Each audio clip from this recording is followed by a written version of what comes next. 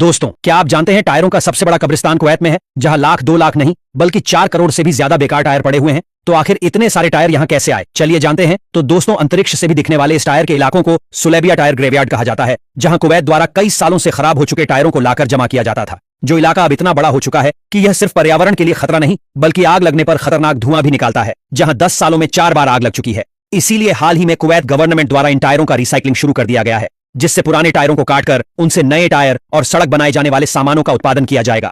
और दोस्तों, क्या आप जानते हैं, पूरी दुनिया में दुबई ही एकमात्र ऐसा शहर है जहां आपको एक भी भिखारी देखने को नहीं मिलेगा। तो आखिर क्यों, चलिए जानते हैं। तो दोस्तों, इसकी सबसे बड़ी वजह है कि दुबई में भीख मांगना पूरी तरह से गैर कानूनी है, लेकिन फिर भी यहां चोरी छुपे भीख मांगने वाले व्यक्ति की मंथली इनकम भी 50 लाख रुपए तक होती है, जो अगर भीख मांगते हुए पकड़ा जाता है तो उसे भारी जुर्माना और जेल की सजा भी हो सकती है। इसके अलावा दुबई की अर्थव्यवस्था बहुत मजबूत है और यहाँ का जीवन स्तर भी काफी ऊंचा है, जिससे गरीबी की दर बेहद कम है। साथ ही यहाँ की सरकार जरूरतमंद लोगों के लिए कई कल्याणकारी योजनाएं चलाती है, जिससे हर व्यक्ति को मदद मिलती है।